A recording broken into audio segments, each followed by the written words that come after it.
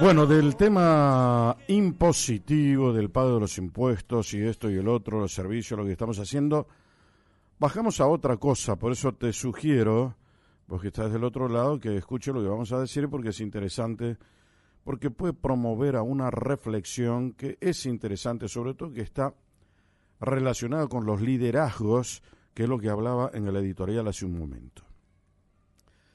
Leí hace un par de días un artículo de opinión muy interesante, por lo menos en mi opinión, escrito por el doctor Patricio Colombo Murúa, ex rector de la Universidad Católica de Salta, un educador, un intelectual, un hombre prestigioso, que traza, diría yo, casi un paralelismo entre lo que le pasó a Sarmiento en su presidencia del año 1868 a 1874 y lo que le está pasando a Milei hoy,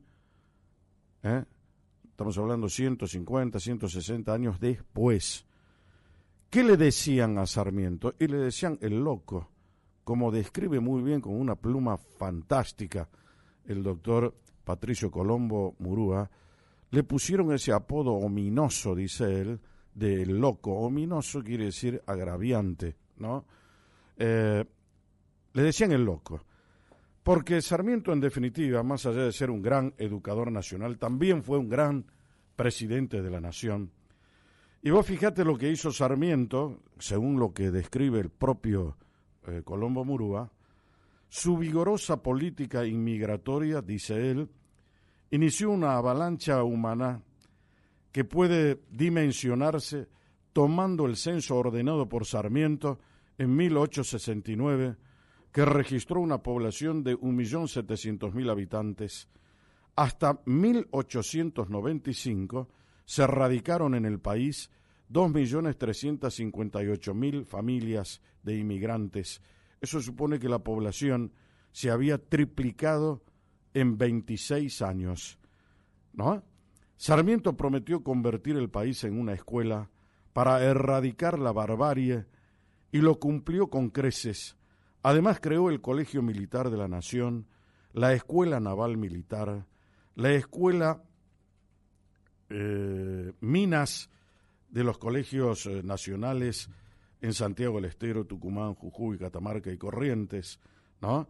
En 1870 se inauguró el ferrocarril entre Rosario y Córdoba. Bueno, tiene infinidad de obras Sarmiento. Y Sarmiento llegó a la presidencia prácticamente solo.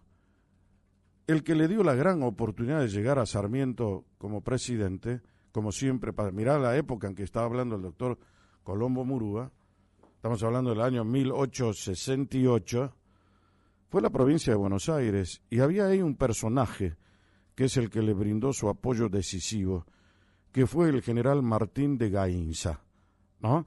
Que después se convirtió en su ministro de guerra de Sarmiento. Y ahora tenemos otro loco en el poder, porque así le apodaron también al presidente Milei. ¿Por qué habrá trazado este paralelismo? ¿Qué lo movió a inducir a una reflexión al lector sobre estos temas? Doctor Patricio Colombo Murúa, Jorge Calvo lo saluda. Buen día. ¿Qué tal, Jorge? ¿Cómo está usted? El placer de escucharlo. Y para mí también saludarlo y poder hablar un rato con usted. ¿Qué lo movió a hacer esto que le estoy comentando a la gente? No sé si usted pudo escuchar la introducción. Sí, le escuché perfectamente. Está perfectamente sintetizado lo que decía en esa nota. Mire, me movió esto. Yo no lo voté a Milei, se lo aclaro, pero lo he visto actuar y realmente tiene lo que ha pasado en la época de Sarmiento y lo que está ocurriendo ahora, tiene su paralelismo, por supuesto, salvando las distancias. Ayer mismo, Milei, en una entrevista que le hace a Trebuch, alude a este tema de que a él lo llaman loco, como a Sarmiento, que aparte él dijo que era un insultador serial. Sí. Así que se ve que de alguna manera él mismo se identifica con Sarmiento. Claro, un temperamento impetuoso, como dice usted, ¿no? Impetuoso y sobre todo apasionado. ¿Por qué no tiene frenos Milei? Porque justamente tiene una pasión por la verdad, por el hecho de aplicar la sana economía. Él sigue una escuela magnífica que puso en pie Alemania después de la guerra, y en pocos años. Estamos hablando de la escuela austríaca de economía. Claro, la escuela de Viena. La escuela que se llama de Viena, que en realidad está integrada por algunos alemanes muy importantes, como Ludwig von Mises, que es una visión muy humanística del tema económico, que prescinde de estas cosas que los economistas de una época pretendieron poner, de matematizar la economía y de convertirla en una ciencia exacta. No, la economía no puede ser una ciencia exacta porque es una ciencia sobre la conducta humana. Es una ciencia social. Claro, ahí interviene una ciencia del hombre, una ciencia social. Intervienen factores psicológicos, factores de orden subjetivo y demás. De manera que lo que nosotros conocemos de economía está humanizada por esta línea que lamentablemente el país nunca se animó a adoptar. Como le digo, Alemania, destruida después de la guerra, resurgió y rápidamente. Simplemente un recuerdo. En el año 1948 le devuelven el gobierno a los alemanes. Sí. Y los alemanes toman los principios de esta escuela, que prácticamente hacen un plan sobre la base de lo que esta escuela proponía, pero le dan la ejecución del plan a un político. Y tiene el año 48, 49, 50, y en el 51 Alemania ya estaba exportando material óptico, electrónico, motores de aviones para la guerra de Corea y una cantidad de cosas muy sofisticadas. Es decir, era una recuperación vertiginosa después del plan Morgenthau, que quería convertir a Alemania en una granja. A esa escuela se refiere Milei, y yo creo que en ese aspecto tiene razón, tiene el buen sentido de adoptar una política económica que ha hecho resurgir un país después de la destrucción casi total. Y ahora la han aplicado en gran parte la gente de Irlanda, que se ha convertido en un país que ha multiplicado el Producto Bruto per cápita, pero muchas veces es superior al de Estados Unidos en este momento. Y en poco tiempo. Eso le digo.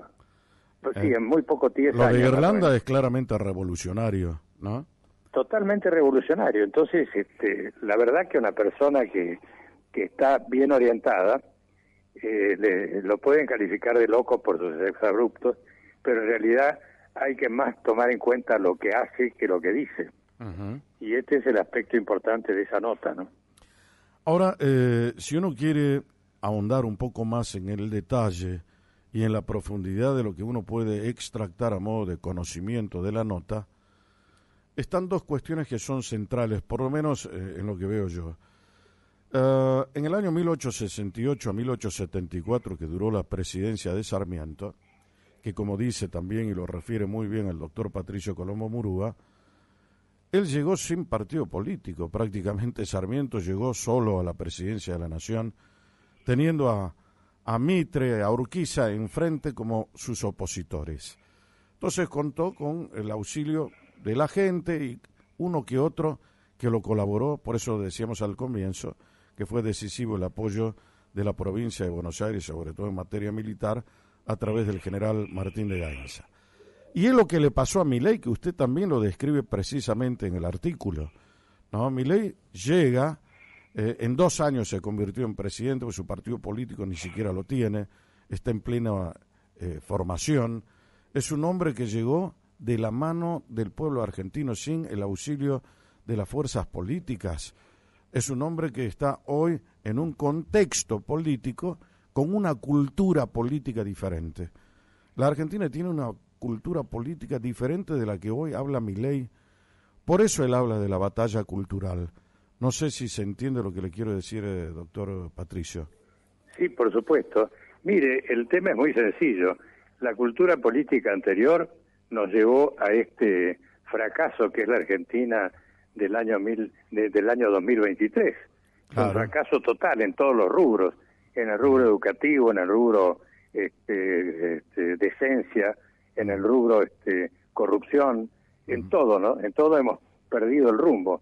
Y en la parte económica, una inflación superior al 270%, que cuando dejó el gobierno anterior era mucho más que eso, había una perspectiva de una inflación altísima, casi del 17.000%, con lo cual el país se hubiera hundido peor aún de lo que está en este momento, y la pobreza tendría cifras increíblemente altas, más todavía de las que tiene hoy en día. Entonces, cuando pasa esto y viene un outsider, porque el país lo pide que venga una persona que no venga de la política que nos llevó a estos estragos. Entonces, bueno, empieza a construirse una nueva forma de dirigir el país y de encarar los temas fundamentales. Y esto es lo que le ha pasado. Ajá. Viene solo, tal como vino Sarmiento, que sus compañeros de gobierno fueron al principio Vélez Arfiel, como usted dice, Gainza, y punto, pare de contar. No tenía más espacio que dos buenos ministros. Exactamente. O tres en el caso de Nicolás Avellaneda, ¿no? Pero Nicolás Avellaneda todavía era una incógnita, pero después fue un gran presidente, inmediatamente después de Sarmiento, y continuó su obra. Por eso le digo, él sube solo, y con la oposición de los dos grandes caudillos políticos que había entonces, y de los dos grandes partidos, estaba Mitre y estaba Urquiza. Exacto. Uno federal, el otro unitario. Era la suma de todo lo que había en la política. Y fíjese que a Milei le pasa un poco lo mismo. Están los peronistas, una parte de los radicales, y algunos que también debían estar del lado de Milei, PRO que lo tiene están al PRO por lo menos pegados por al viejo ahora. esquema. Sí. Lo tiene, por lo menos por ahora, lo tiene al PRO también de aliado. Sí, claro, que el PRO también es un partido en este momento que está reorganizándose y con algunos problemas internos, pero fue un apoyo muy sólido. Sí. Y ojalá que esto continúe y que se encuentre una fórmula para que exista por lo menos una mitad del país que esté con este hombre y otra mitad que esté en contra, que es lo que más o menos se va perfilando. Hay una cuestión, doctor, que me interesaría ver cómo la analiza, ¿no? Sarmiento, todo el mundo lo conoce como el gran educador argentino porque en verdad lo fue, pero también fue el gran impulsor de la Ley Nacional de Educación 1420, que echó las bases, los cimientos para una Argentina grande, poderosa. Así nació, por ejemplo, la generación del 80, y así la Argentina se construyó sólidamente durante todo el siglo XX después. ¿Qué pretendía la ley 1420? Terminar con el analfabetismo en la Argentina, y fue un faro a nivel de la América, la Argentina en aquella época. Ahora Milei lanzó hace 3 días, el día precisamente de la Independencia Nacional, el Plan Nacional de Alfabetización. O sea, está de alguna manera haciendo lo que ha hecho Sarmiento, nada más que con una gran diferencia de más de un siglo y medio, ¿no?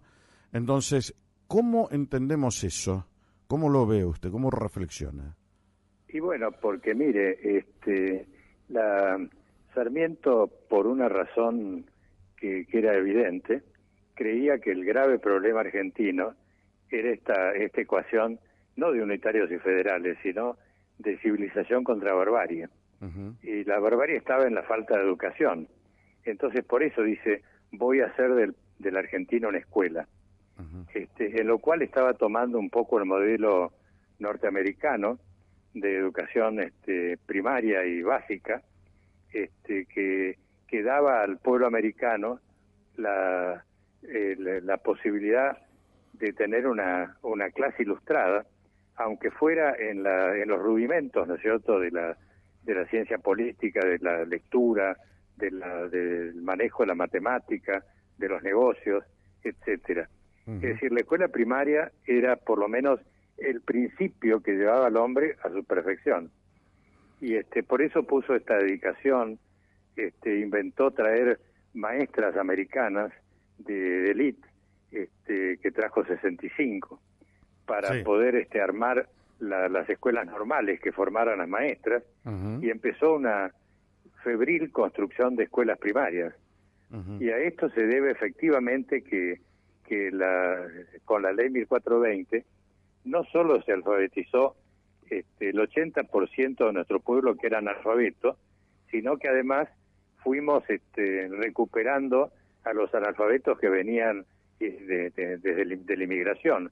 La montonera inmigratoria, como dice Ezequiel Martínez Estrada, se educó en la escuela creada por Sarmiento. Así que fue una obra civilizadora doble. Exacto. A los hijos de los inmigrantes se les dio identidad, amor por la patria y educación. Así que Sarmiento es eso. Y ahora Milei con el Plan Nacional de Alfabetización, ¿qué significa eso hoy?